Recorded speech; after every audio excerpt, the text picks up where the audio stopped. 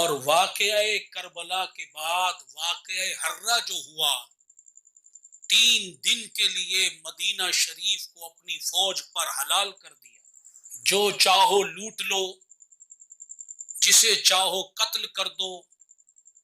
صحابہ کرام کو قتل کیا گیا، تابعین کرام کو قتل کیا گیا، سینکڑوں مدینے کی عورتوں کا ریپ کیا گیا، مال لوٹے گئے، گھر کے گھر لوٹے گئے۔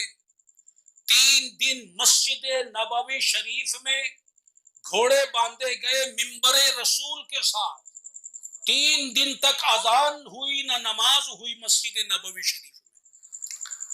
اس نے جو کربلا کے میدان میں اور مدینہ المنورہ میں جو ظلم و ستم کی تاریخ رقم کی، اسے پڑھ کر اور سن کر کوئی بھی شخص اس کا ہم نوا نہیں ہو سکتا، کوئی مسلمان بھی۔ وہ ظالم تھا، جابر تھا، گستاخ و بے ادب تھا، اور اس کے فاسق و فاجر، ظالم و جابر ہونے میں کوئی اختلاف نہیں۔